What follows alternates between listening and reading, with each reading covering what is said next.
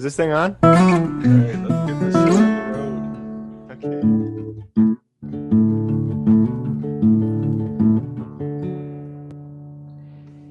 Okay. Welcome to the Coffee and Carving Tour. Tag number 32. What did you just say? Make nitty-bitty-fitty-dibbity. That's exactly what I thought you said. Yeah. Welcome, Well, everybody. Welcome to episode number 32 of the Coffee and Carving Show. Yeah. I'm talking rather upbeat, but to be honest, I'm kind of sad. Yeah, tell me about it. Do you know what your blood type is? Yeah, it's kind of personal, but yeah, I can tell you later. Okay, well, it's good to know. My uncle Richie died because nobody knew what his blood type was. Really? He kept saying be positive, but it's so hard without him. Doug, that's the worst. All right, from the top, here we go. Episode number 32. Next one. Okay. Patient. Now you're automatically expecting two. It's the next one. You've trained me. Well, since you love it so much, I will give you a second one. Patient. I have an appointment. Receptionist. Which doctor? Patient. No, a regular doctor. Oh, come on, dude. Which Dr. Jokes? Well, I still like that one better. A little bit better. I like the be positive one. Over the which one? Oh, yeah. Well, can you guys weigh in for us? We'd love to hear which one was your favorite joke. Do we, though? Do we really? In the comments, maybe. Not necessarily an email. But as long as it doesn't seem like one of... You ever look up a recipe and it's like a vlog that a mom vlog where they're like, I remember in 1994 when I had my first kid, he smelled like, baby powder. And then it's like, eventually you have to scroll through like 4 pages of that. And then you get to the recipe. Mm-hmm. That's how it is. Yeah. And there'll be an arrow next page after you scroll through all the advertisement page. Yeah. Little bits all the way through. And that's what I'm afraid of, is if somebody tells us what they think about your jokes, I don't want to have to read a short poem to get to it, or a longer poem. I'll read a short poem or a short story, but I'd be nervous, that'd be too long. Like what you're saying now, dragging on and on. Hey everybody, welcome to the real beginning of the Coffee and Carving Show. What are you drinking? Today I'm drinking a tall cup of water. Cold cup of water out of this nice water bottle that my neighbor gave me. Thanks, neighbor. Well, I'm drinking a nice dark roast coffee. And this week's coffee heroes are Mark, Damien, Charles, Poppy, and Lee. Thanks, Poppy and Lee, and Mark. And James. Damien, Mark, Charles. Thank you, Charles. It was nice because I think some of those are sympathy coffees for the week before. One guy said, we can't have that. We can't have no one buying you coffee. Yeah, that's really cool. We do appreciate that. And don't think that I'm not putting that coffee money to use. I had like 3 coffees. Part of the reason I can't have a coffee right now is because, A, I got distracted and didn't have time. But B, I couldn't probably have another coffee because I used up all my decaf. So, well, what were you distracted by? Because this is a fun story. The getting sucked in. Go ahead. Well, yeah, I was just telling Doug I'm kind of excited that I was in a project and I kind of got sucked in for a couple hours and I didn't realize what time it was. How there was a break. How did you find out what time it was? Well, I got really lucky because Doug and I have been doing this thing where we, he'll like tease me for being a couple minutes late. So he was texting me officially 1 minute late. And I got that text. And then right after I saw that, I started tearing my stuff off. I'm still covered in dust. and I still got my apron. And he sent me another 2 minutes late, and then a 3 minute late text. And by the time he got that 3 minute one out, I was already on here. So next, can you continue to do that just in case? That really helps. I would rather you not count on that. I'd rather you be I'm just grown kidding. up and be on time. You have realistic expectations, I would say. Yeah. Well, the problem is that you're right here.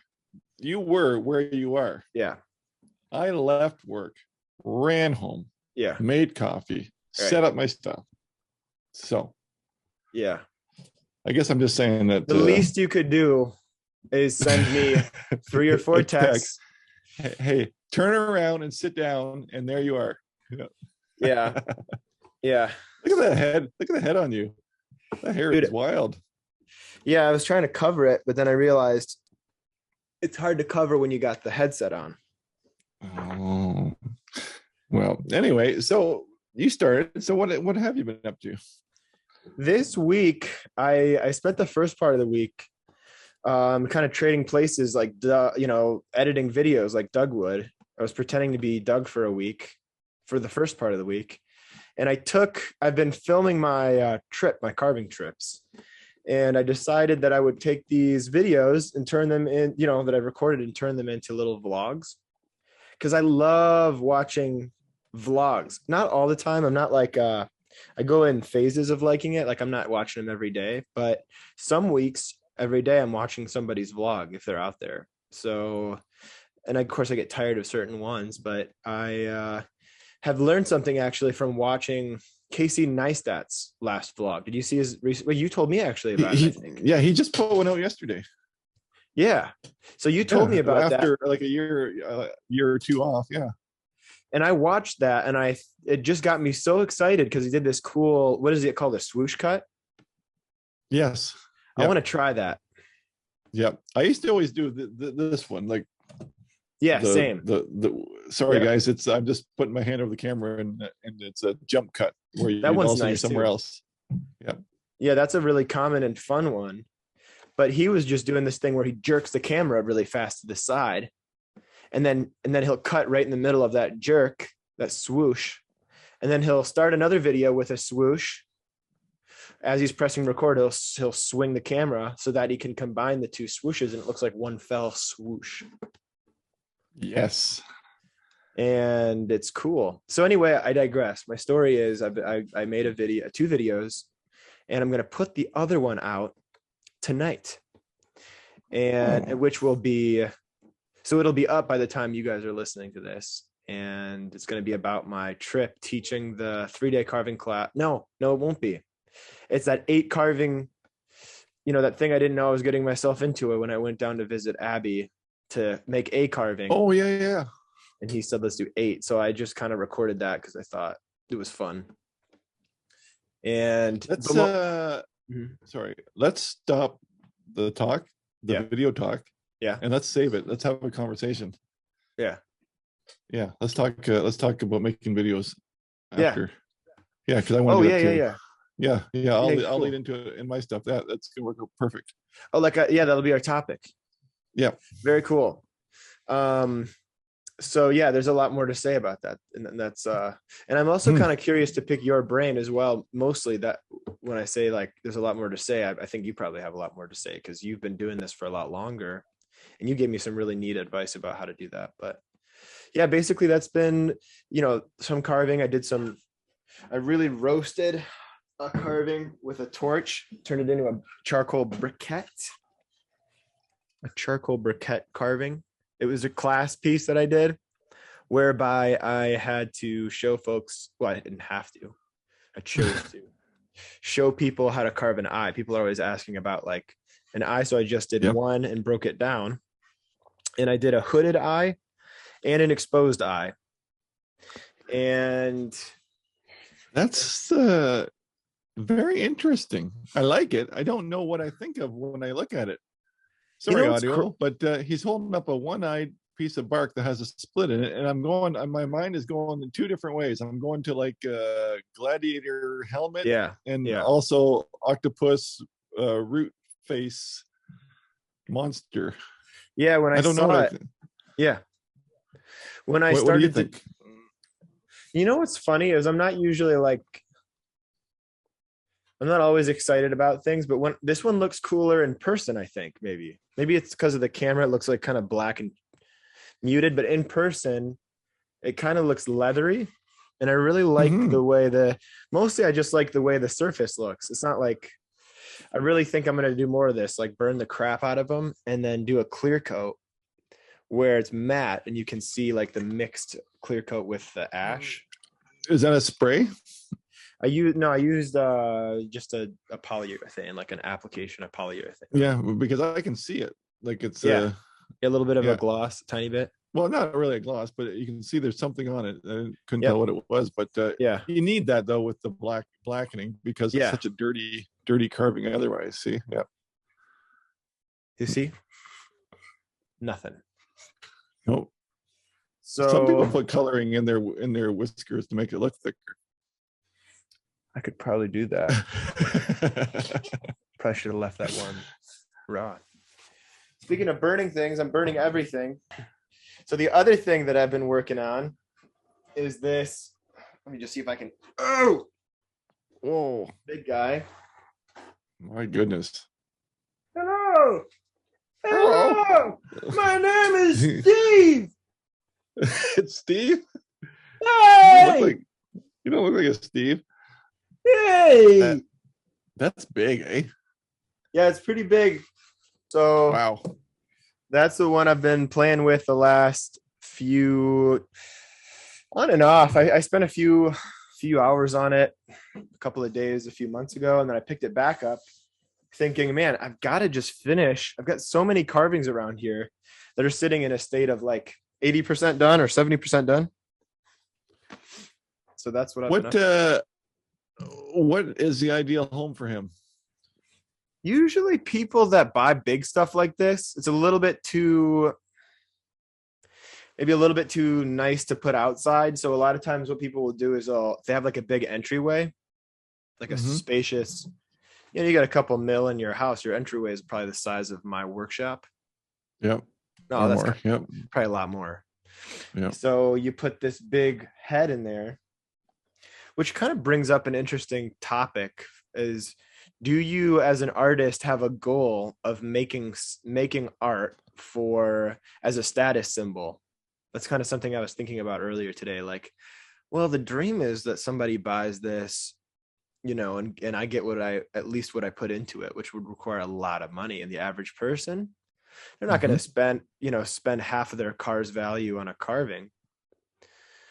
And so you got to have somebody who's got some, what do they say, disposable income, right? So, and a better car. and a better car. Yeah, exactly. Because if it's half the value of their car, it's exactly. Speaking of somebody getting a new car, that would be worth way more. Even half of it would be worth way more than any of my carvings. Doug got himself, after many years of driving a car that when you touch it, it turns into a rust cloud. Rust pieces. Yes. One time Doug kicked his car while we were on he kind of bumped it with his foot. No, I kicked it. And it produced this giant, I didn't want to make you sound like a freaking monk, like a crazy ape or something. But you didn't believe me that it was a piece of junk. So yeah, well, I was just saying it can't be worse than my truck.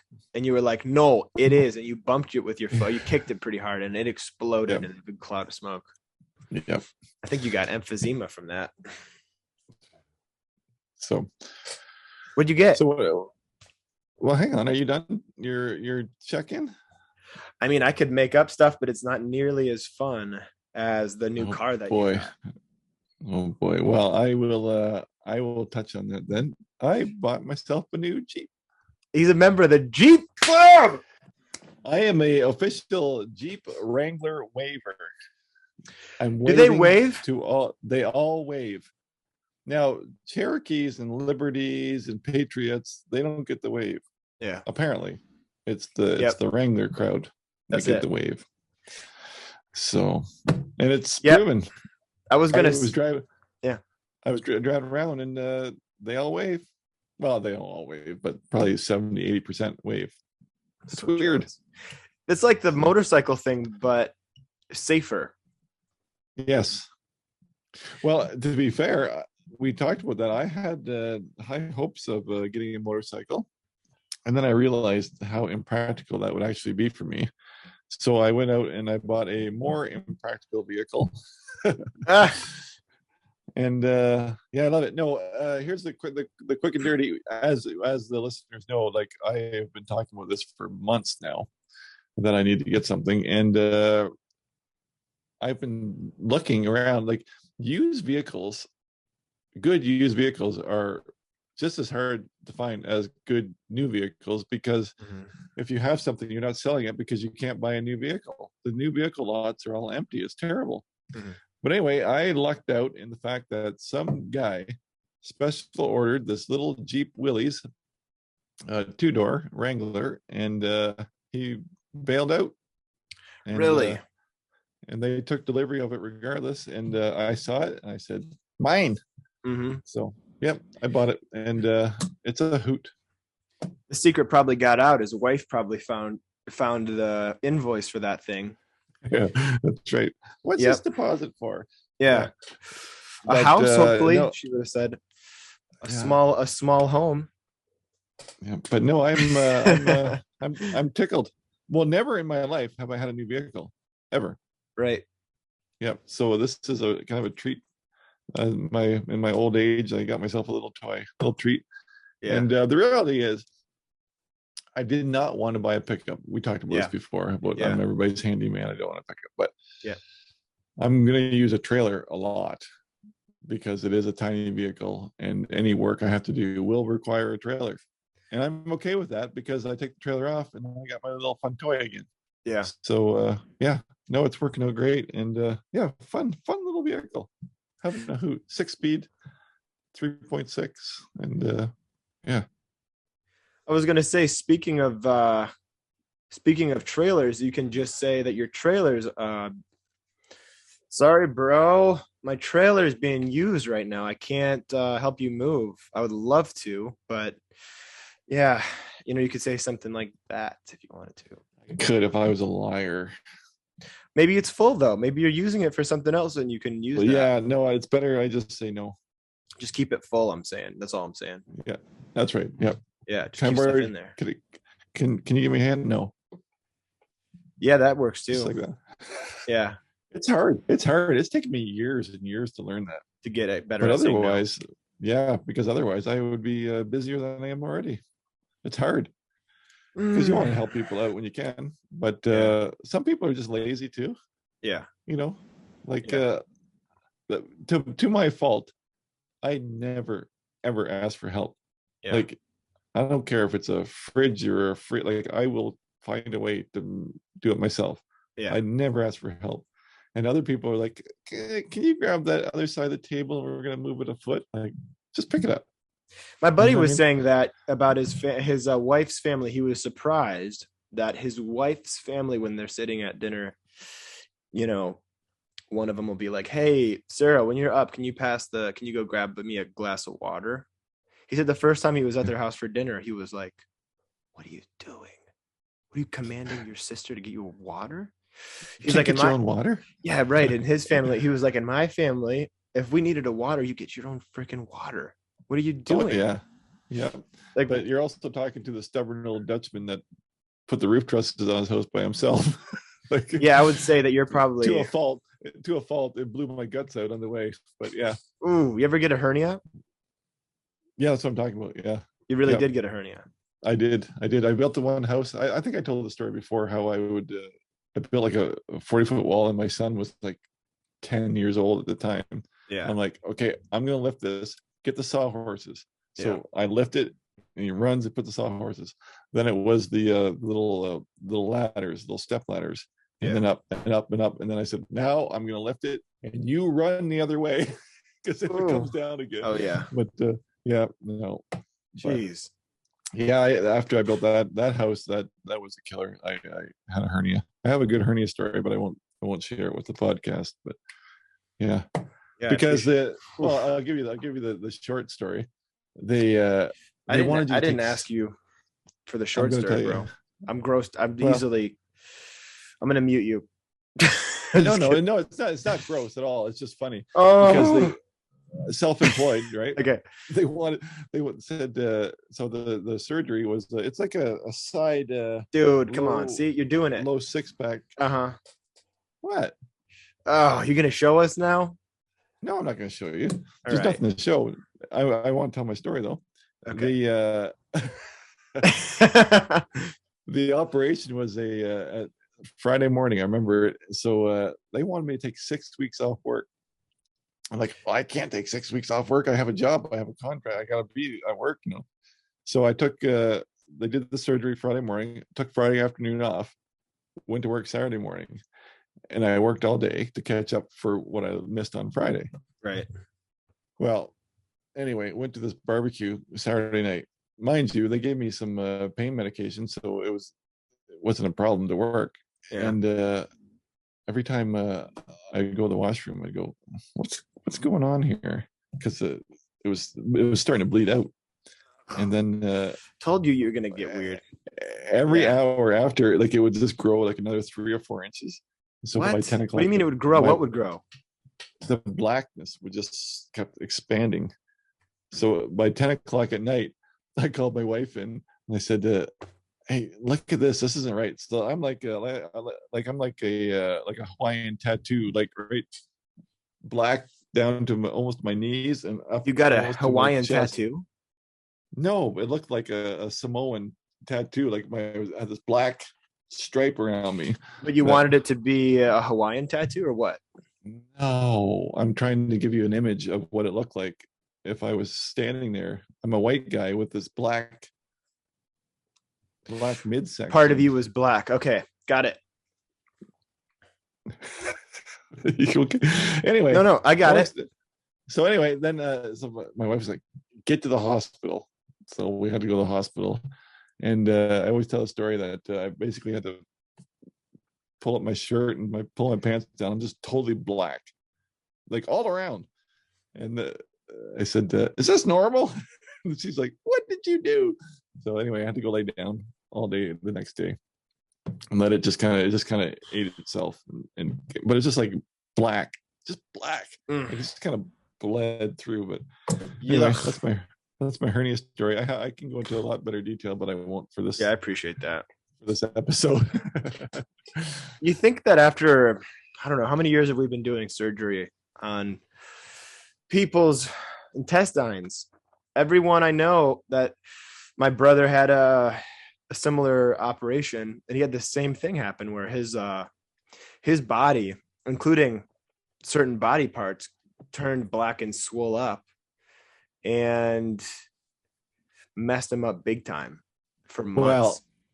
Weeks. Yeah, well, I was okay after, but no, it was foolish because they said you're not supposed to do anything for like maybe that's what he did too. People that I knew that had real jobs that had like plans, like they got 6 weeks off work. They stayed home, but I had to keep working. Kenny's the same way anyway. that you are, so that's probably why. Yeah. So that was that's my hernia story. But the funnier part was that they wanted to knock me out to give me the operation. I said, no, you're not gonna knock me out.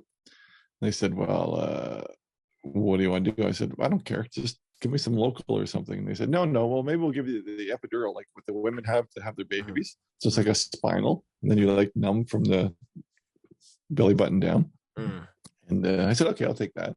So then I could talk to him the whole time.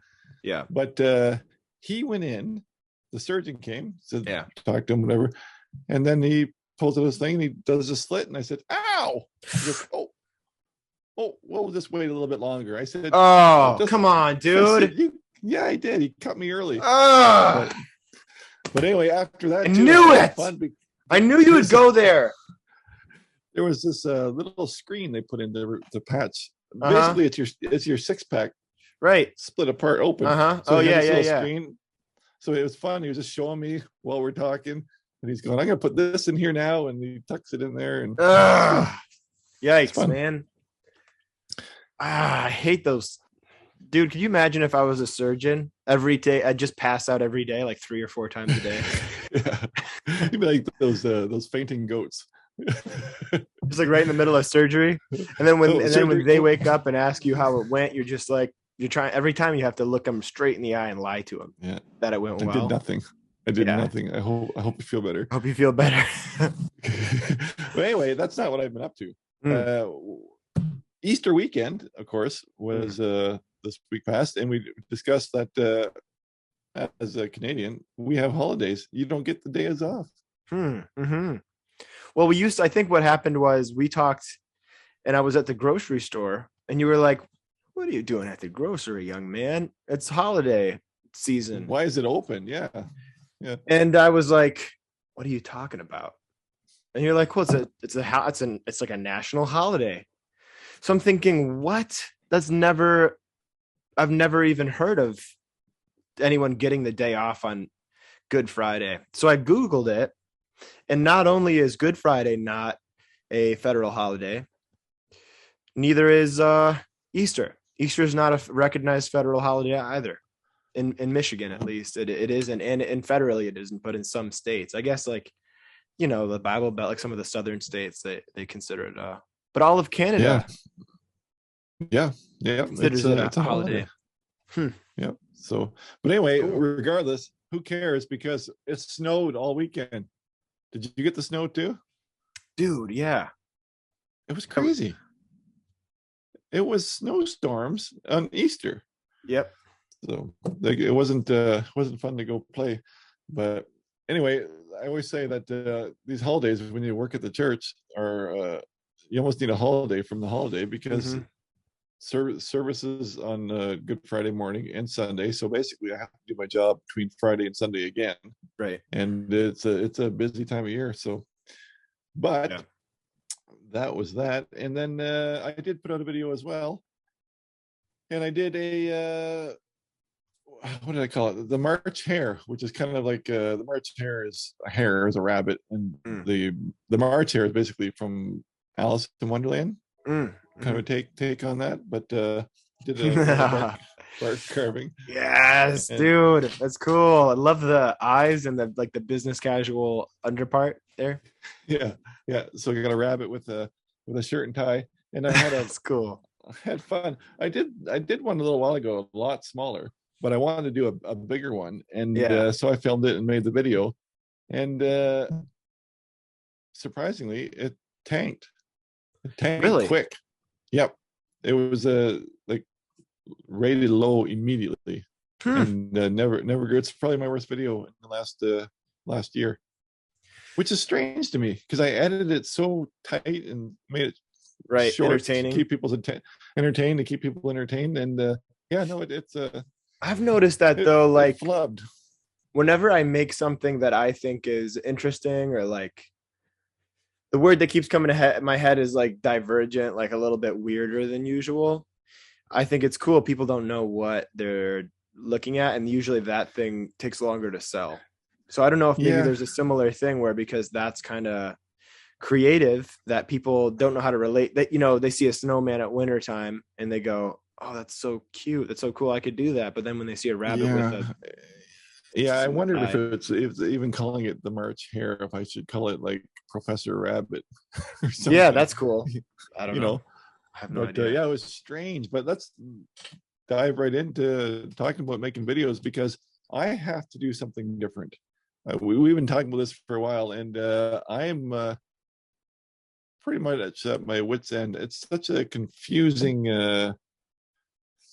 genre. Like I said, we used to do a lot more camping outdoor videos. Then I got into carving, and then I started doing these tutorials, and the tutorials actually kind of took over.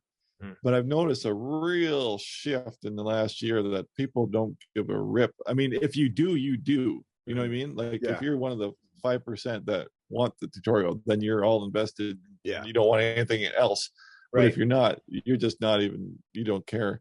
And there's more carving videos out there, and I have to just start throwing stuff and see what sticks to the wall, and try different things. And like I said, probably a little bit more on the entertainment side than the actual teaching.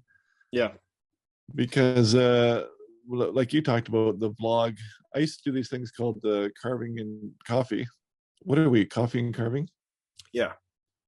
we're coffee. This is coffee and carving. So I used to do carving and coffee. And Yep. I did like a dozen of those videos where I go to the bush. And I think I got to revisit those types of things and just get out.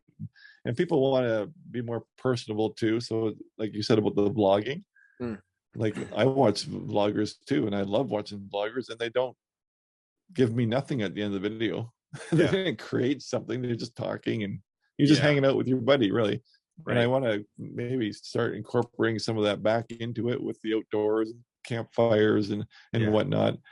And and that's kind of the Jeep kind of might fit into that a little bit too. Yep.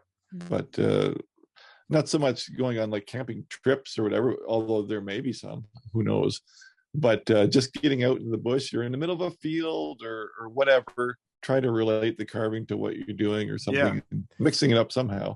That's what I'm thinking. I don't know, and I'm sure I've tried so many things over the years, but it seems to be coming to a head that like something has to change if I want to grow. If I want to stay stale, I can do the same thing forever. But I'm not happy where it's at. So because as you know, the effort and the work to put in a video with very, very small compared to the channel size, very small viewership, like just like the bunny in the video is probably minimum 12 hours. Right. So that there's no reward.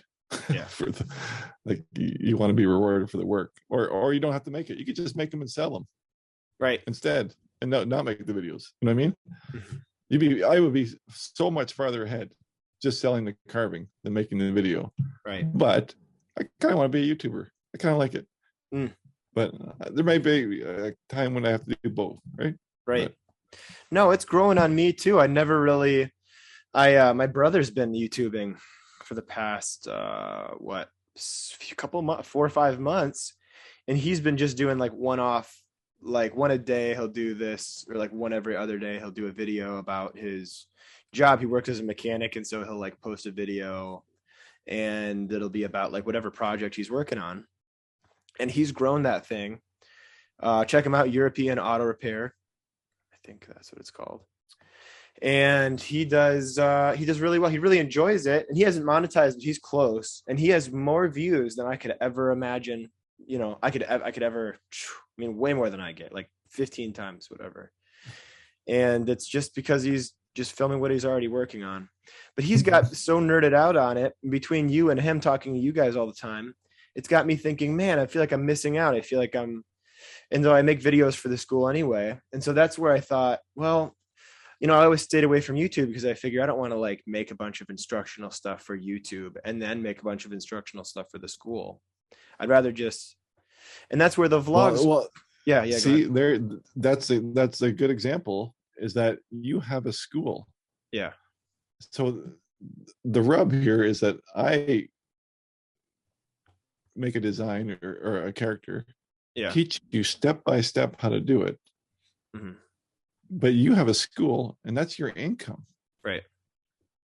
I'm kind of jealous about that too. Right? Like it's a. So like it's nothing to be jealous. Them. Yeah. Like a lot of guys would put that behind a paywall. Right. And Patreon or whatever else. Yeah. And I did do it once, but I didn't like it, so I deleted it because I tried it. You know what I wanted here? I'll talk shop for a second. I started a Patreon and with the intention of once a month, I wanted to do a giveaway. So once a month, you could win the bunny that I carved in this video. I thought that'd be kind of cool and build interest and build a Patreon group, but it's illegal. What? It's considered a lottery and it's illegal. Really? Yeah. Even the like picking random people like a wheel. It's illegal because they're paying with a chance to win something, and it's against all the rules. Can't take advantage of human psychology like that unless you're a big gas station or something. I don't know. That's weird. So that was too bad, but anyway, sorry I interrupted you. But. No, you didn't. I think that was in line with what I was saying is you know, you could do the same thing, of course, if you wanted to, and bigger, because you got a big following. But it's just, unlike you, I don't have other jobs. The only way I can make a living is through making stuff, teaching. And so, if I don't make anything, I don't get any money.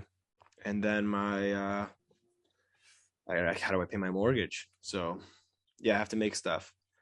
But I like the idea of the vlog because I kind of like the editing. It takes forever, and I like the filming, and I like the piecing it together part of it. And then I like at the end of it, I mean, it gets annoying, right? Toward the last, like 4 or 5 hours of editing. This is the most time I ever put in a video, is this last one.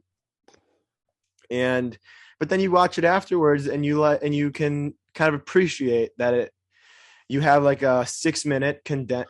Here's something. You ever think about like your great grandkids or something down the line? What they, if they wanted to see like what a day in the life is of their great grandpa Doug, they can kind of see that.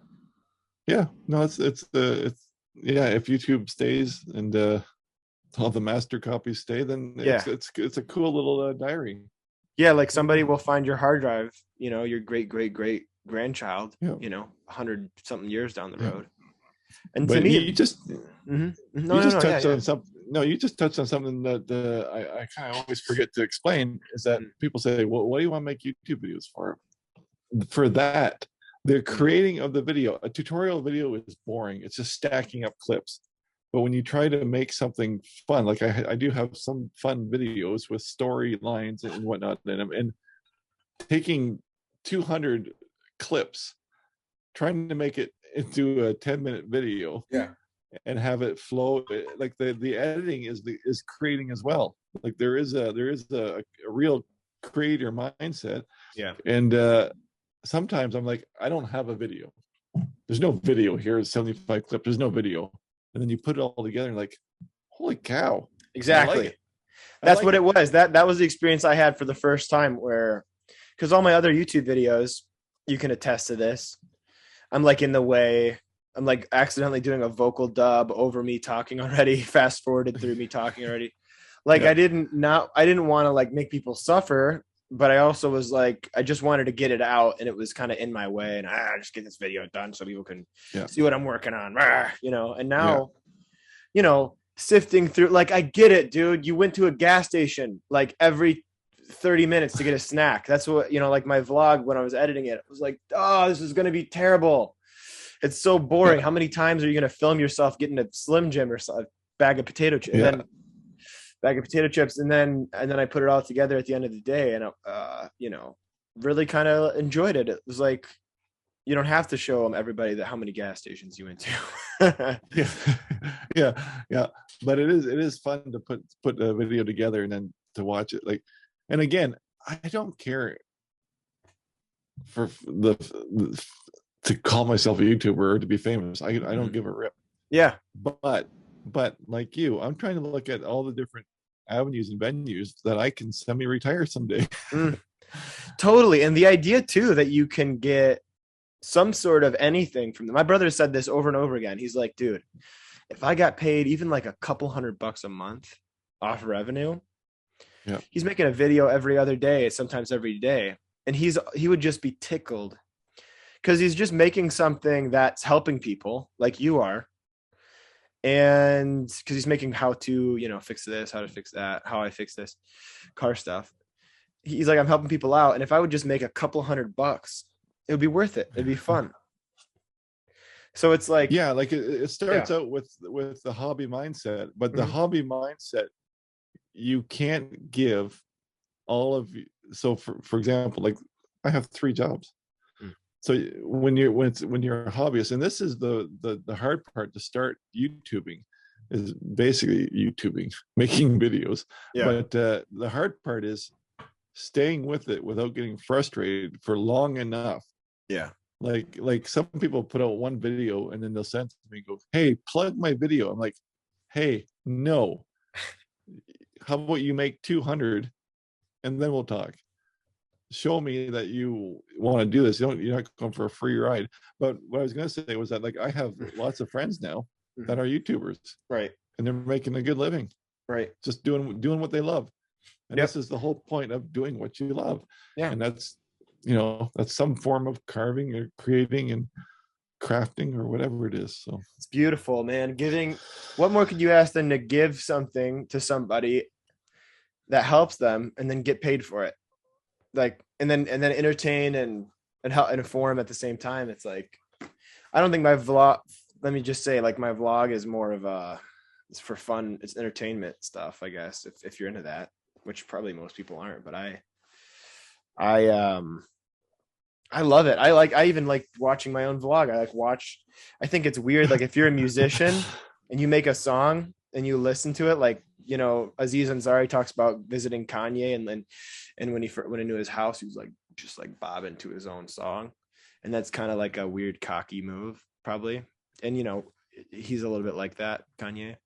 But when you watch your own vlog, it's almost like you kind of view, when I was watching it, I watched mine at least twice after it was posted.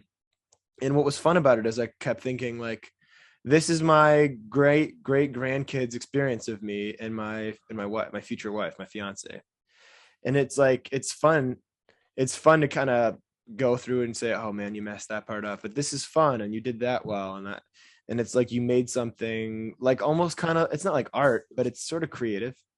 yeah, it is. And with your finished video too, you can remove yourself from it and actually watch it, like, Yeah. without being yourself in the video. Like, you can actually watch it without, like, always saying this is me. Yeah. Like, Exactly. so, I don't know how to say it better.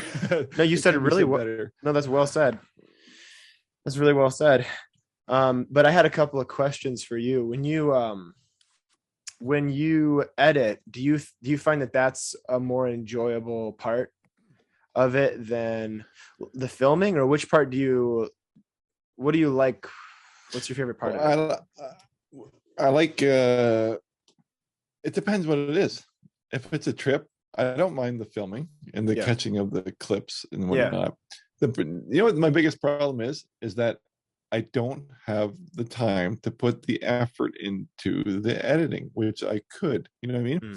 So I want to when I get home, I'd like to edit, but I never have the time. Like, so many nights it's midnight, 1 o'clock in the morning. I get to go to bed for 5 hours and go to work for the next 12 hours. That's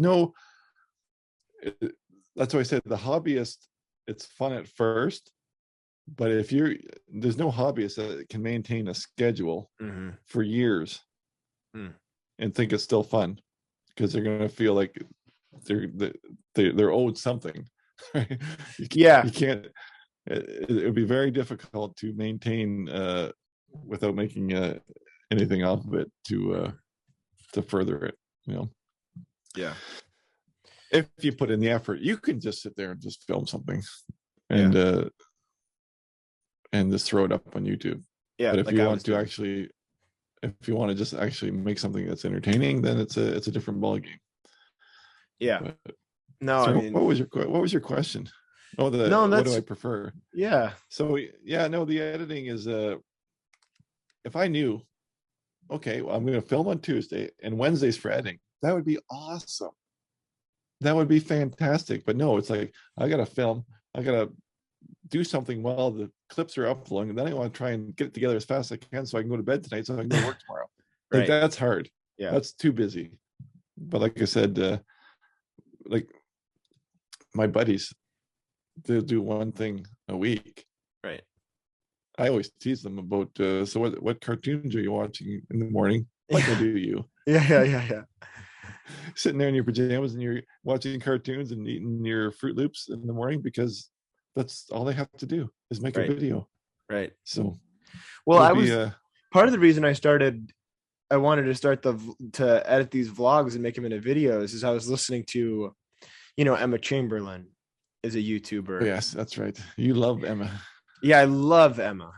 I am absolutely a fan. I watch, I didn't go back into her catalog and watch all of her old ones, but when she was posting regularly, I would watch all of them. Every one that she posted. I think she did once a week, maybe twice. I think once a week. And And so and for months, those of you who like her, probably our demographic, like none of us know who she is, because it's more of like a teenage girl, probably demographic. Yeah, I couldn't even watch her because I feel like a creep. I'm too old.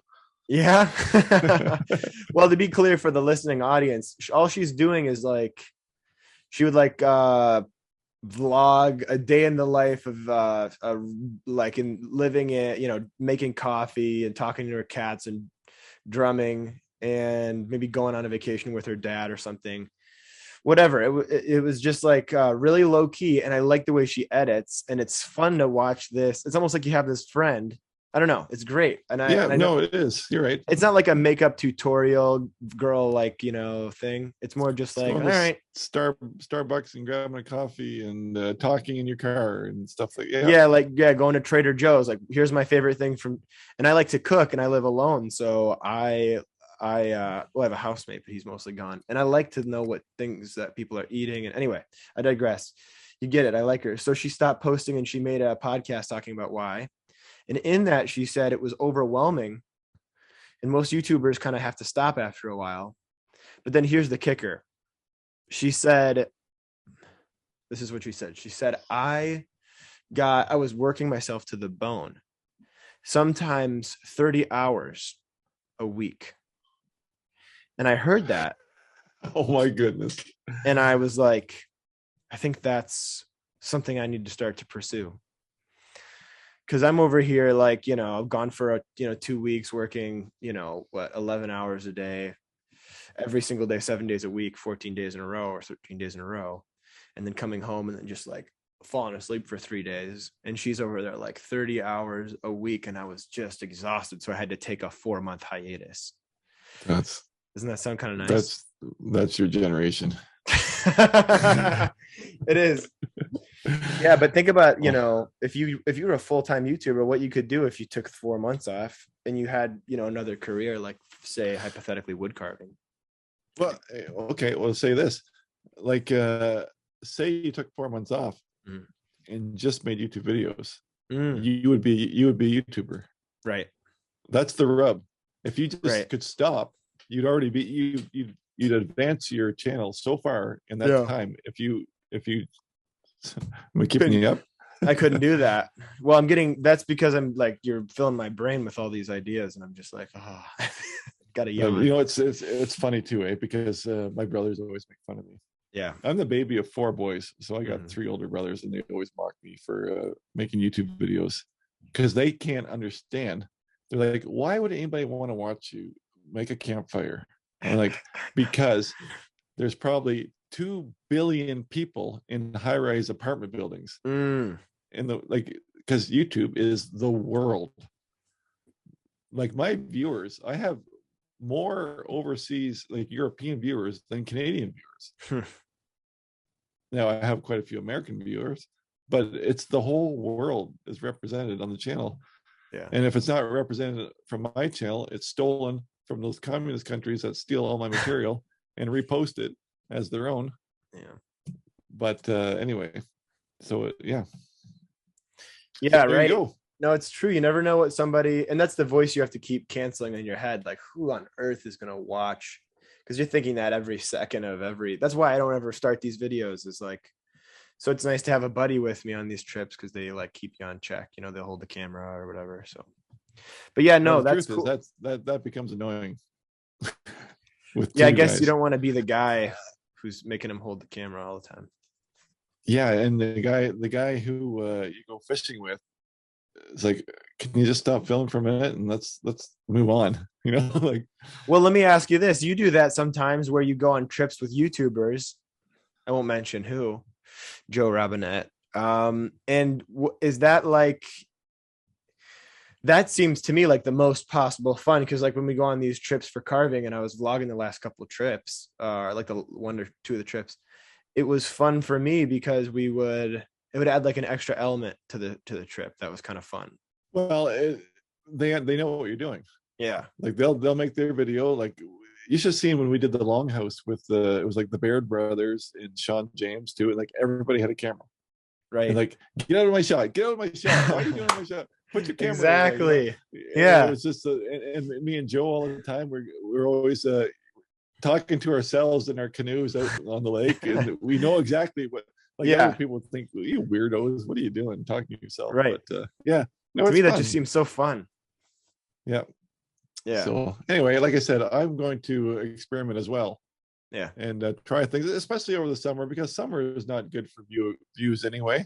So it's nice to it's a good time to experiment and see what sticks. Because like I said, it's and I don't know, I think it could be YouTube as a whole too, is that the views are coming down because every day there's probably a million new channels, to be fair. And people always say, why don't you just go back and do camping videos, solely do camping videos again? I'm like, there is 100,000 of those channels.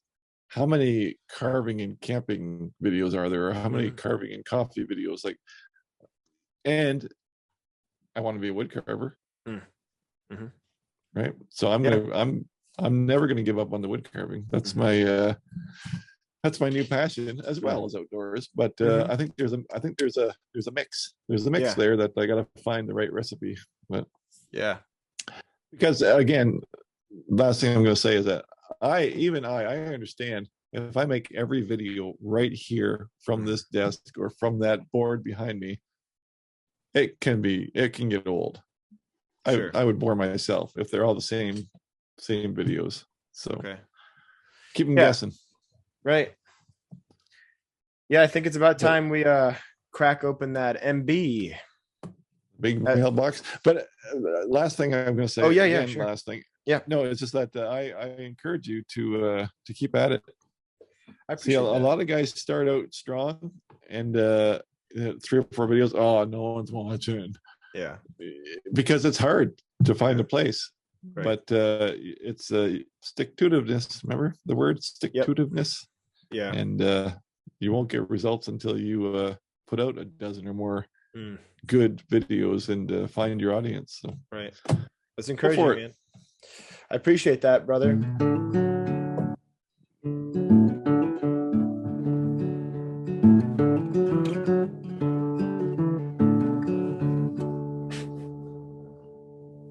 Boomer left. No, it's like a Mark Maron thing. Mark Maron thing. That's right. I feel like he's the one who's always working his guitar solos into his podcast. That's right. So Did I tell you that I have an extra dog in my house? What happened? Well, my dog Gilligan is home. So there's Gwen, Finnegan, and Gilligan. But my daughter, my oldest daughter, those names are awesome. Took Gilligan when she left because at that time he's a big chocolate lab, and at that time he just became like furniture. And she loved Gilligan, and I had Finnegan. And Gwen wasn't here yet, but I said, yeah, take him. That's fine. Because he was just kind of a turd on the floor. You walk over him all the time. And she loved him. So she took him. But anyway, he's 14 years old. She's off hiking in California. And then next week she's flying over to Hawaii and hiking in Hawaii. Yeah. And so I got this dog for 2 weeks. And I mean, I say dog, it was my dog. But his life is over. He's 14 years old and he's an elderly old dog, and she loves him, and she's been giving him medications for everything, and he's all lumpy and cancerous. And I'm like, I would have taken this dog for a walk a long time ago, even though it's my dog. Right. But I was sworn that I would take care of him, that I wouldn't do anything, but he's done. Gilligan's life is over. Ooh. But not my call. But it's like caring for an elderly person. I gotta help him on the stairs to go take a leak. Like, come on, buddy, you can do it. But he's not in pain. That's the thing. If he was in pain, yeah, you'd take him out. But he's not in pain. Yeah. But it's funny watching him. Just, so anyway, dude, that's just an aside. Gilligan and Finnegan reunited. And, man, I want to name my kids Finnegan and Gilligan. Well, Gilligan was you were probably too young to remember Gilligan's Island. Oh yeah, I totally liked that show when I was a kid. Okay. Yeah. Well, then this next reference you won't get for sure because it's probably more Canadian. It was Mr. Dress Up, and Finnegan Finnegan was a puppet in the Mr. Dress Up Kids show. So it's Finnegan and Gilligan. Dude, I would call Mr. Dress Up MDS. MDSU, man. That was one of my favorite. No. This is from Ed Wolfstag. It's a message from him asking if we have any advice on working with walnut wood. Walnut wood. Walnut. That's going to be all you, Mr. I have a lot of walnut, and it's proving to be a challenge, he says. I actually have a lot of walnut as well, but I've never carved with it. Mm-hmm. I've always had it sawn for lumber and furniture and stuff. Yeah, and dried it. But I shouldn't say I've never carved. I think I've made a spoon or two out of like walnut, but it's hard going with the hand tools, especially when it's dry. But you have more experience with the walnut with the carving, so. Yeah, I mean, there's the obvious stuff, but anything I say could apply to any wood, and I guess I would have to know what he's trying to do. If he's trying to do, it's like, it's like that whole Freya, what is his name?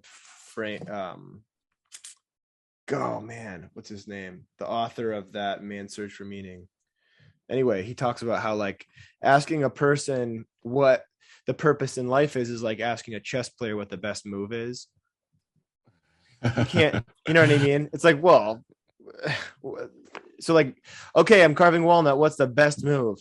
And Ed, no offense, I appreciate your questions, of course, but I don't know what you're trying to do exactly with it. So I guess I don't know. Like I could say buy a chainsaw, but then maybe you're trying to do like keychain carvings, and then a chainsaw might be a little bit overkill. Well, I have a video called "What's the Best Wood for Carving," and always relating to the character carving. Never the faces at the time. It's always the character carving, and I showed a little wall or maple guy that I've done, and I said, if you have a piece of hardwood and you want to carve these little men, take it and whack yourself over the head with it, and then put it down and never look at it again, because and I kind of take that back now, but I'll tell you why in a second. But the idea to carve a 6-inch man with just your knife out of a hard piece of maple or walnut, you're gonna be so frustrated. It'll be a nightmare. Yeah. But I kind of take it back now, because I was talking about doing a little series of the little pocket carvings. And with a pocket carving, I noticed, because I tried a bunch of different woods with these little tiny carvings, where you're only taking little bits at a time. You can use any wood. Oh, yeah. Because there's just small little cuts. So I kind of take that back now, and I'm going to talk about that down the road on the videos. But if you only have to make a little tiny little mushroom man, think about all just little cuts. Like you can, hardwood or not, it's not going to be that tedious that you're going to give up. It's the idea of making a full-size caricature, with arms and legs and the scale of it. If you don't have a saw to even rough it out and just trying to do it, as like I said, take it and hit yourself over the head with it and do something else. Yeah, because you'll be better off in the end. There you go. That's some good advice. There you go, Ed. But stop. You've done some faces and busts in walnut. Yeah, I would say my thing with walnut is you got to have, and that's why I said you could say it to any about say it about any wood. Wood sharp tools is really important. You got to have tools that will, be razor sharp. You got to make sure if you're carving bark, you got to take your tools into the tool doctor and get them looked over. If you're a sharpener yourself, you got to get them to your Work Sharp 3000 or your Burke sharpener or your whatever you got. Get in there with that and get them nice and sharp. But for me, I like to chainsaw carve with it. I think walnut is awesome if you're doing large scale, because the walnut, it takes well to the power tools. It takes well to the chain, to the carbide cutter burrs and all that stuff. And then you can, with hand tools, you can, but speak to the guy with the mallet and the chisel. Like, you wouldn't shy away from that. with walnut. No, but then that's what I'm saying. Then you get in there once you finish with the power tools to get the bolt The going. roughing it in. Yeah. The actual hand tooling stuff. Yeah, the mallet is a great tool. It's another good point. Yeah, so you know what I was gonna say before I said it. The mallet and the really nice gouges are key and nice and sharp. So yeah, keep everything sharp. Don't be afraid if you're doing larger scale to pull, to get even just a Harbor Freight bullnose standard tree limb saw, something that you plug in, $50. That's a great start. Yeah. I heard again on the weekend a carver say that if you don't have to sharpen, because I always maintain that I've always stropped my tools and kept them sharp. And I've always said that, and these guys always say, if you don't have to sharpen your tools, then you're not carving. Right. And I'm like, disagree again. But it could be that using the belt with a flat surface, so there's no variables with the wild stropping or whatever. But no, I maintain that I've never sharpened. I was talking to Vic Hood about that, and he was saying the same thing. I was like, how often do you sharpen your tools? He was like, man, not very often. Not very often. And I was like, really? He's like, yeah, no. Really, they stay really sharp. So, and I think it's carving clean wood. If you carve clean wood, that helps. Yeah, but fair enough. That's a good point. If you chip it out on a rock that's embedded or something, but that's an accident really. But as far as day-to-day carving, like I never have to sharpen, but I hear it all the time that people, carvers that I look up to, are saying, if you're don't have to sharpen, then you're not carving very much. I'm like, well, I'm 7 years in. Right. Like you say, you don't, if you use good wood and you know how to sharpen your tools properly, you got a nice bevel on there and a micro bevel, and so that's I mean, anything else on walnut? That's all I can think to say.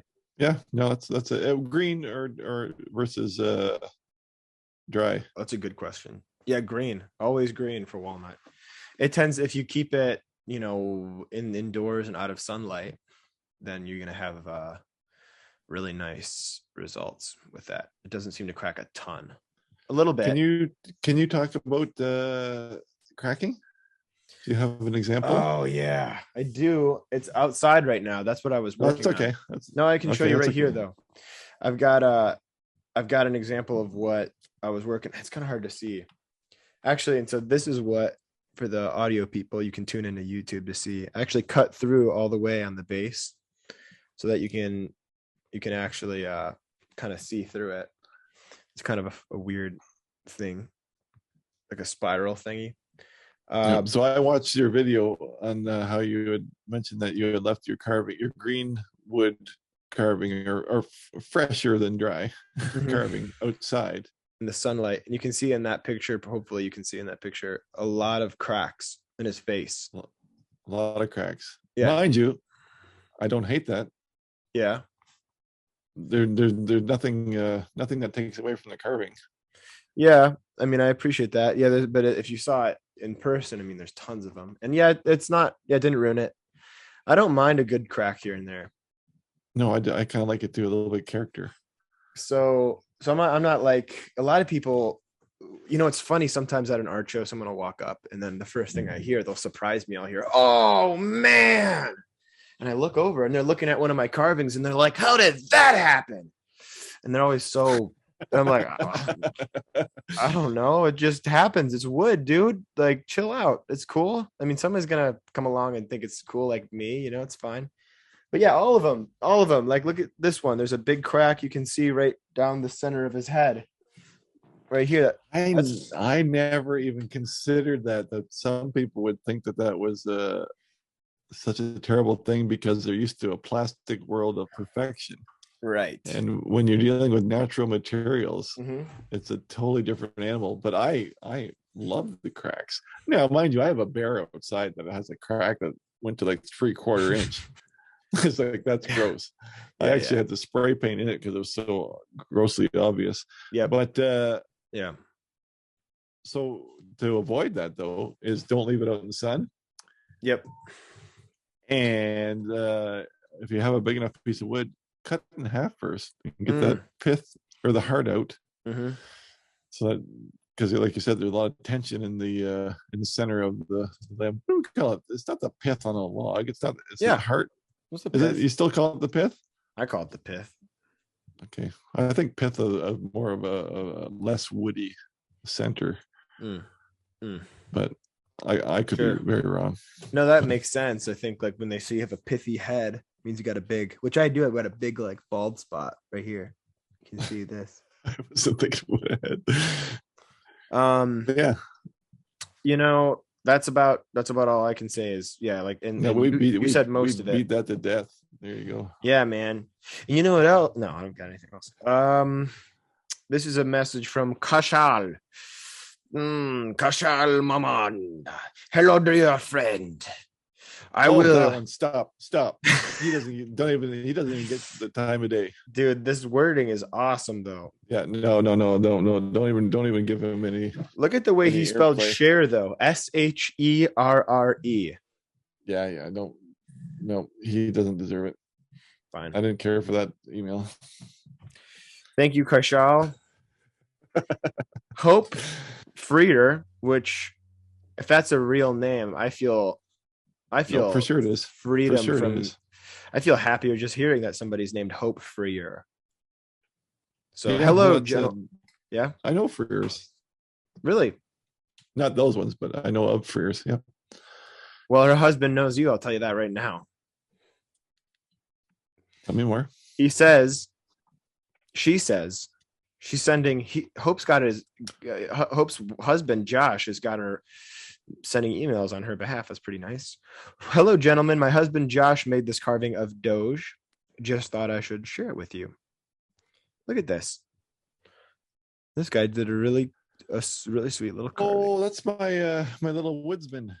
Yes. Okay. I have a tutorial on that guy. Did a really good job. That's really cute. Yeah. Nice job. Yeah. Somehow you managed to make. I guess it's not hard. You made Doug look cuter than he actually does look. There you go. Not hard at all. So there you go, guys. I'm going to talk. So Mark the boater, our good buddy Mark, who lives on a boat. Yes. That is the coolest thing ever. It's the coolest thing ever for sure. There's a song by the it's a foul song, but I forget what the guy's name is. I'm on a boat. Sorry. It's gonna come. Yeah. I'm gonna interrupt you every time. Well, did you go? I shaved and now Lonely Islands has the song which I don't recommend listening to. Okay, now go. Why aren't there people doing carvings of me, Doug? I just discovered I have a double chin. I shaved kind of. All right. Mark A. He says, our boat friend, I am currently carving a piece of ash. By the way, he says thanks to the IOWRCI LGBTQ team for coming on our show yesterday or last week. Yes. I'm currently carving a piece of ash that fell. I thought it said fell. Okay, fell in the storms. I thought it said fell on someone just outside my boat. And I've got to say that carving it in the green, carving it green was a joy and is a joy. Mm-hmm. I'm interested to know if the cedar Alec did the Native American bust out of was seasoned. Yes, it was still green. It was not fully seasoned, and that's part of the reason that I had the cracking. I knew not to leave it outside, but I left it outside anyway because it didn't have a lot of space in here. So yeah, it was green, and that's why it carves so nicely. But cedar, green, dry, carves really nicely. My Apple Watch wants me to tells me to stand up. I guess I gotta get up. I'll see you. Yeah, get up. Okay, bye. I was gonna say I took a cedar. I was gonna say hydro pole, but you'd freak out if I said hydro pole. Utility pole, a cedar utility pole, and I cut that open after that thing had been up. The guy told me that those poles were put up in the 70s, and I cut it into it. And when I dug into it, it cracked again after being out in the open, standing as the utility pole for like 40 years. So that's kind of wood is wood. Yep. That's going to be the name of this one. Wood is wood. There you go. Ash is you're lucky to have a green ash, because the last ash that I saw alive was I would take that. I would get that checked out though. The last ash was way up north when we did the longhouse, because we peeled the bark off it. But whose was it? Whose ash was it? This is Sean James, my self-reliance. But our Southern Ontario, our ash has been dead. And that's why I always complain about how hard it is to carve, because it's dry as a, So. Yeah. He's got that green ash. Also, an update on your chisel knife production would be nice. That's nice, Mark. I appreciate you remembering that. The ball's in my court now. It was waiting for the engineer friend to get back to me. He got back to me, and then I don't know. I guess I'm playing hard to get with him. No, I guess I just it's been busy. I've been a little bit busy, been working on things, and no, I appreciate the reminder. I have to we have to have a meeting. We keep trying to schedule a meeting and we miss each other. And really, it's like the last meeting that we need to have before the tools go into production, because everything is pretty close. I should start hounding you about this and get on it, because I'm looking forward to my complimentary set. Yeah, the first person I send a set to is going to be probably Nate Ellerton. There you go. Well, he's a nice guy. I can't argue with that. I like Nate. He's a holy man. He's a pastor. He's a really nice guy. He and then maybe more than me. Yeah. Dude, this is a text I just got from a friend. I can read this. It says, "Hey man, I left my pork chops at your house. Feel free to go ahead and cook those up before they go bad." Thank you, Zach. All right. Oh my goodness, dude, that's how you know you live in the suburb, like in the country a little bit, in like the middle of nowhere. Like where I live is people accidentally leave their pork chops at your house. There you go. Yep. On a wood carving day. All right, so last question. Any news about the cottonwood bark collecting trip with our families? Oh, that was somebody's idea at one point. Yeah, we talked about it'd be fun, but we never talked about it really. This is hard enough to do once a week with you. I don't know if we're ready. I don't even know what you would I don't even know what you'd smell like. Right? We've never even met, so yeah. So he says, and then he says, yeah. No, go ahead. You can go. No, I have nothing to say. I was just going to tease you. Yeah. No, then I'll get in trouble. Then people call me a bully, so I can't. I frequently deodorize. I do deodorize. There you go. Not always, So, and Alec, I can't believe you're selling the Jeep. Yeah, I haven't done it yet, but I keep. I've offered it to a couple of friends who I know that would take care of it, but I haven't. I don't think anyone's gonna want it. It's so rusty on the side that, and apparently everybody says, "Well, she's solid as all get out underneath." Just got a little topical rust on her. I guess all cars are like that are rusty. So you don't want to sell your vehicle to your friends anyway, because anything that's going to happen to it in the next 25 years is going to be your fault. Right.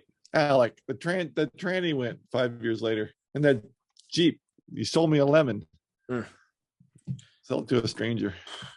Yeah, I appreciate it. That's probably true. Keep up the great work, guys. Love from merry old England. Hey, we had one of our coffee buyers had a question about how I'm going to rephrase it because it's by memory, but how I dabble with the portrait carving while also doing the silly caricature carving and whatnot. And how come Alec hasn't ventured over into the silly carving world? Right.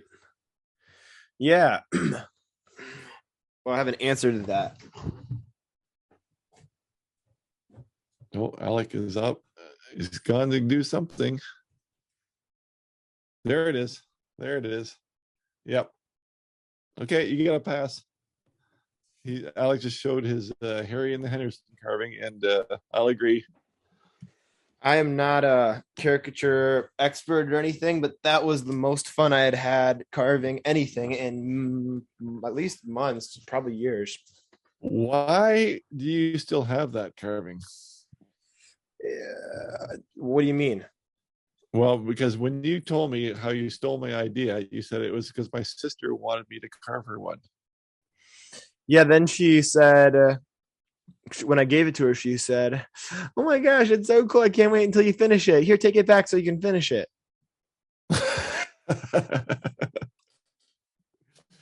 That's funny. So I just took it back. I'm going to let it sit around here for a few days, a few months, and then I'm going to give it back to her. Yeah, I'm going to give it back to her and say, "Done." So the nerve, you know what I mean? Like only family. Yep. I don't know what the heck. Am I going to paint it orange or I don't know. Maybe give him some chest hair. Time. I have time. I'm not going to do it. I refuse, Nikki. I'll put clear coat on it for you. Hey, Doug and Alec. This is Steve from Toronto. Toronto. How do people say it when they're from Toronto? Toronto. But that's not our Toronto. Oh. Read on. I saw this one. Not Canada. There you go. But Toronto, South Dakota. Population 212. He's got my hometown beat by 100 and something. I can totally relate to Doug's carving, goofy carving side. I have the same fun and witty personality. Humble too. He's humble as well. While I try to improve my skills by striving for some realism, I think goofy and humorous is always the way to go. Love your show. I'm all caught up now after listening to all 31. Thank you, Steve. I have been, although it's very clear who you're listening to the show for. I have been carving off and on for roughly 25 years. Wow. I wish it would have been more on than off. Got it. However, the last 2 years, I have been putting a bit more effort into it. Doug mentioned his change in passion from moving from bushcraft to carving. And I feel that I am on the cliff's edge of making similar changes as I get older, 50 years old. I am less excited about fishing and hunting and am totally content with carving projects in hand. Warning. Doug phrase ahead, all in caps. I have recently, yeah. Hopefully it's what could it be? I say, yeah. Yeah, hopefully it's G-rated. I have recently started a Santa ornament project requiring a whole whack. That is a Doug. There it is. Whole whack of little Santa heads that I intend to mail out to friends and family for Christmas. Hopefully I can figure out the cheeks a little better as I go. I think I know where this is going. Are either of you planning on attending the CCA Carving the Rockies in September? Going to try to make the trip. I don't think I can make it. Not this guy. Nope. Yeah, September's pretty busy. In the interest of that's a long way away from me. Yeah. Sorry. In the interest of sharing, I've attached some pics of my carvings, including my first bark carving and one that I'm pretty sure Doge taught me how to make. Can you tell which one it is? I'm going to try and guess which one. Is it? I'm going to guess it's this one. Well, I don't know. I can't see, but the audio can't see. Yeah, that's it. Yeah. Okay, so he wants help on the cheeks. Yes, the Santa. So you are the Santa King to me because. Thank you. Well, you have in your school you have a what do you call it? Coca-Cola Santa. Yeah. So on that one there, I really noticed the cheeks that they were, and I think, and you can correct me when I'm done yammering on, but I believe that the whole trick is to get. So he showed a little tree decoration Santa face that I did, but even there again, the trick to get nice big round cheeks is to get those eyes set back in there to leave enough meat, because when you're carving almost flat, it's hard to get that meat, so you gotta get those eyes deep enough to get the cheeks out far enough. Right. Yep. Yeah, you got to get them meaty cheekies. And that might mean that hat is behind the nose. You know what I mean? To get that set back like that. But I really like your Coca-Cola Santa. That's cool. I appreciate that. I mean, you've got a whole array of really nice Santas, so I appreciate that. I don't know. I guess. Yeah, I would say that, and then getting nice deep. When you smile, you got these nice deep cuts right at the lower bag, the malar bag there. So you got to get that nice and deep, deeper than usual. And then you carry that malar bag line over into the crow's feet. The crow's feet are highly accentuated with the big smile face, right? Yeah. So if you got usually Santa when you carve him. Good grief. I'm gonna outcrow you. Dude, I'm already halfway there, and I'm only 27. I'm gonna outcrow you by the time I have a whole your age. Sun array of like a whole. That's terrible. Yeah, you got nothing. You got nothing on this old guy. Dude, I'm getting there. So, okay, we got it. This is our thumbnail. All right, that's good. Thumbnail. That's all I could say. I mean, get those cheeks nice and round. Yeah, so when you come under that mustache too, you get some of the cheekage. Yep. So, yeah, I don't know. It's funny. I used to always think that the beard was on top of the face, so I used to always carve the beard in front of the face, which is somewhat true, except for the fact that your cheekbones stick out farther than your whiskers do. Right. You know what I mean? Like I used to always just the beard would be like an add on the face, but actually when you do cut those cheeks I have a skinny sucked in face. I'm not sucked in. You just another little gaunt. You take care of yourself. You take care of yourself. But the other, like a chubby cheek, would actually almost feel like it's almost hanging over the beard. Right. Yeah. Like I still got. I've lost a lot of it over quarantine. But the beard? A little bit of the. No, I never really had much of a beard, but this is this stuff. Yeah, no, this is like bone. Probably muscle and bone, bony muscle. One thing I wanted to say though before we go out of the, okay, I feel we haven't stretched this email out long enough. Maybe we could make this a topic. I'll let you decide a future topic, okay? And maybe the topic will be always silly.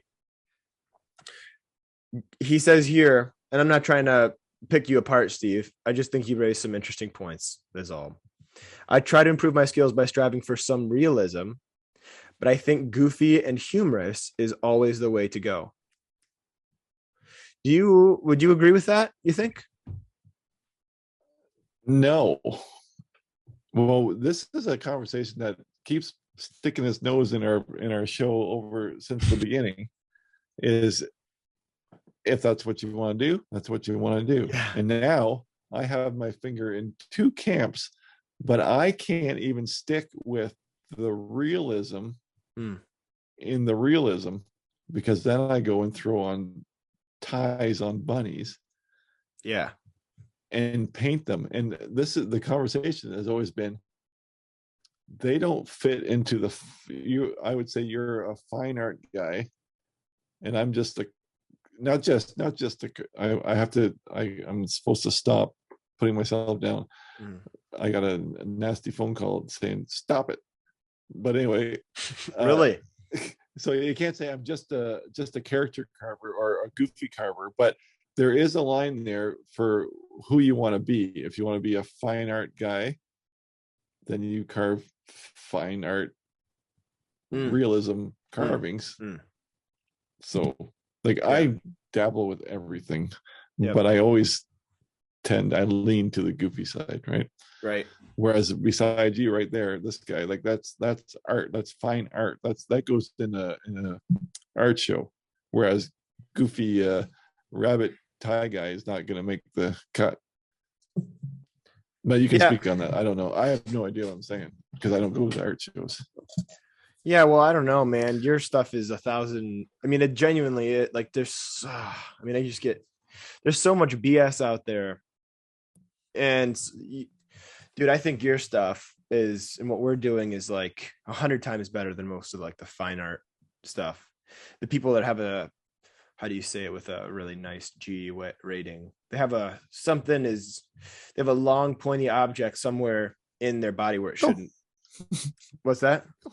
A pickle? Yeah, they've got a pickle in their nose. There you go.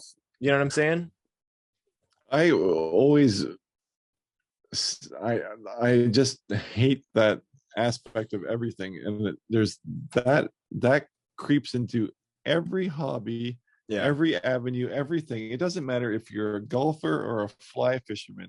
There's always this elitist group that snubs the lower, or people that like a golfer or someone or a hack, and the hack is happy as a pig in mud, and the elitist is talking down. Like there's always this elitist club that think they're better than everybody else, but really they're just miserable, right? They got to bring everyone. Some guy guy came up to me at church. My future family, my future in-laws wanted me to meet this guy. He was really, a wood carving guy, went to Cranbrook, a really big school, really great school. And we were talking, and I was like, man, how was that going to this school that I've always heard so much about, this master's art program? And he said, oh, it was good, man, but you could never get into that school. And I remember going, like, thinking to myself, well, I wasn't trying to go to the school. I was just curious. And then he was like, yeah, what you do is like it's more of a craft. It's like a craft thing. It's not really like an art thing. And so I don't know. I guess it just made me a little bit sad. I guess I felt like I was putting my heart into, not all of what I do, but most of what I do, I try to put my heart into, at least I think all of it. And so I guess it bummed me out a little bit for the rest of the day, because I was thinking, like, I don't know, maybe he's right. Maybe this is kind of a crap. Maybe I'm like I don't know, like the guy that carves the same thing, the wood spirit. So in a way, it was kind of like, man, I don't know. And then he told me I was just picking his brain, like, what did you do to get into the school? Like, cause he's a wood carver, does chainsaw. And he said that he did some carvings he took some blocks of ice from a lake and stacked them up and then put some rocks on top. And then the other piece he did was like a triangle. He said that he had some waves coming out of, maybe I misunderstood, but some like waves coming onto the triangle carved out of a piece of wood. I don't know. That sounds gross. I'll say it. So anyway, that's they'll always be with us. So if you're a crafter, embrace the craft, because why not? Yeah.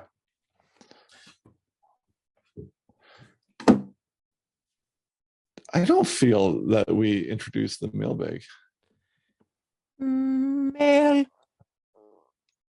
bag is over, and so is episode number 32. As we featured artist. Featured artist. I don't have a featured artist. I have been deep diving in every free minute into YouTube Jeep videos.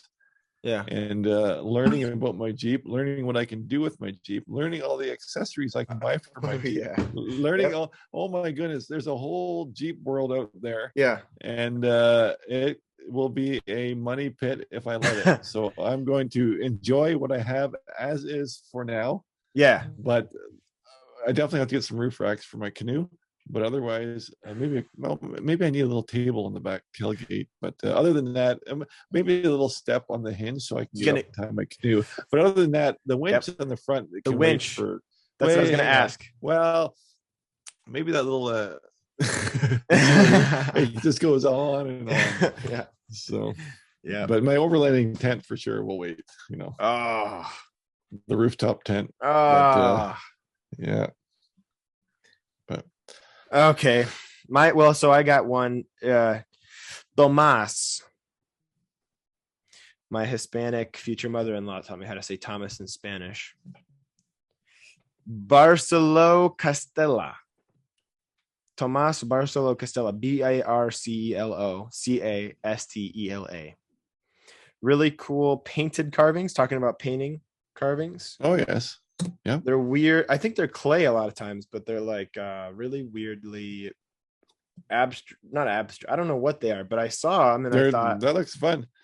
Yeah, right. It's like weird stuff. Quick question. Yeah. Working with clay, do you carve clay or do you sculpt clay?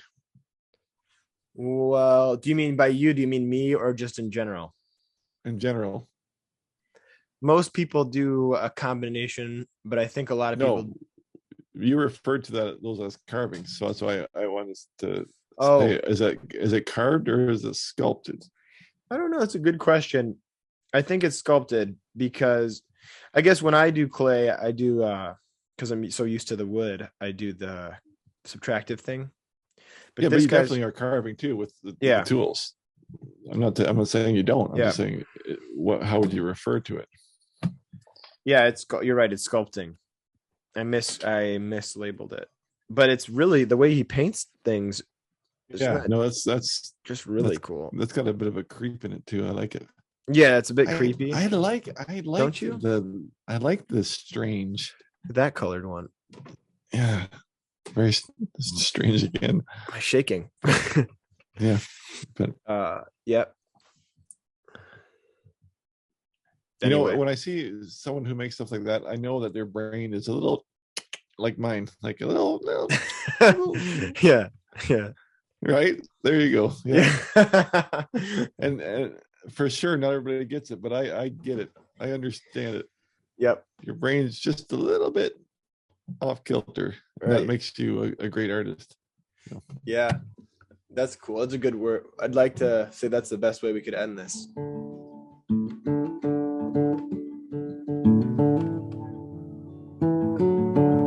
Well, if you all just take your vitamins, we'll just consider this ended. Bye. See you next week, folks.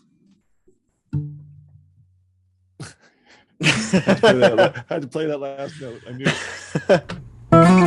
it.